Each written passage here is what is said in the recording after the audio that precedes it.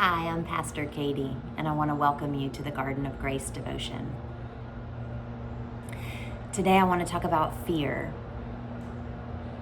I've been thinking a lot about fear the past couple of weeks and the role that it plays in my life sometimes, the role I've allowed it to play in my life sometimes.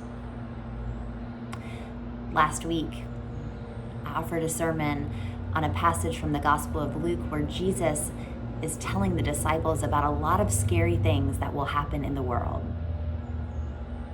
Truly scary things.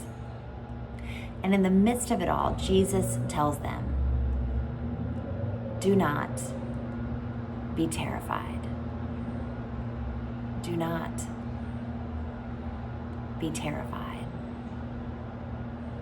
He assures them that he will be with them, that he'll give them the words that they need.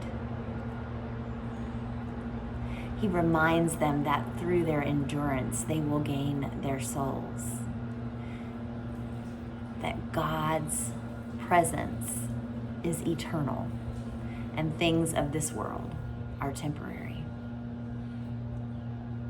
And I was so taken with that image, with Jesus telling the disciples all of these things that would happen, and then telling them not to be terrified. For I can get terrified over far, far less than what Jesus was telling the disciples about. When I think back to when I was a child, there were some tall slides, one in particular that I was just scared to go down. That's why I'm greeting you next to a slide today. I would take the time and climb carefully all the way up the steps. Then I would get to the top of that metal slide, holding on to both sides. I would look down. Nope. Too scared. I would allow my fear to keep me from doing the easy thing. From just going down the slide like all the kids behind me wanted me to do because they were waiting. Instead, I would stand there afraid, and then I would climb right back down the stairs. I did the same thing at the diving board at the community pool. I let my fear keep me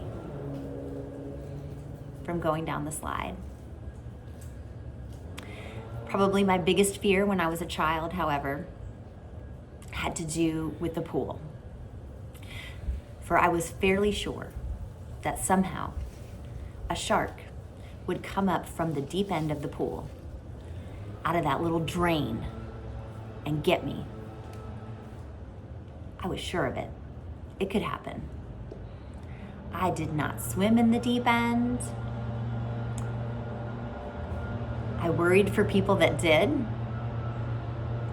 This was a fear of mine for quite a long time, and it wasn't dispelled until after many times of walking around the outside of the pool and looking down at that drain and making sure it was in just the same position. No shark had been through there yet. That I felt like perhaps it was safe to check it out. And then one day I became really brave, and I put on goggles. This had to have been well into the amount of time that I was afraid of this. After many times of inspecting the deep end from the safety of the cement. One day I was super brave, and I put on goggles and I swam down, and I touched it. I touched the drain, and I saw that it was fixed in place. It really probably wouldn't be possible for a shark to come up from there. And then I was free to swim in the deep end. Yes, I'm aware that the fear was irrational, and it was not possible for a shark to come and get me from the drain. But I didn't know that at the time, and the fear for me was very real. And as I reflect on that, I find myself wondering, how many of my adult fears are just as unlikely to happen. Worry, it seems, is a part of my nature. It's not something I love about myself, but I can allow fear to keep me from all kinds of things. All kinds of things. Yet in our passage from last Sunday, we have these words from Jesus, "Do not be terrified."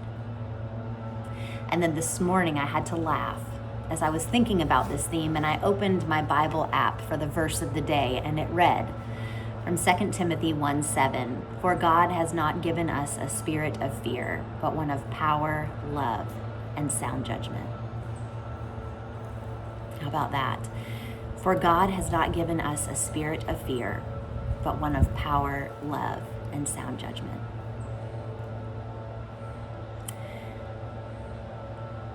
I wonder what God might be inviting each of us to live more fully into today. I wonder what slides of life we might be invited to slide down, trusting and believing all the while that God's presence is with us. Giving thanks to God that God has indeed not given me a spirit of fear, but that God has given each of us a spirit of power and love and sound judgment. May we find grounding in that as we trust and believe through God's grace that God is with us always. Thanks be to our God, who journeys with us during all of the different emotions that we feel in life. And I pray God's peace for you today and always. Amen.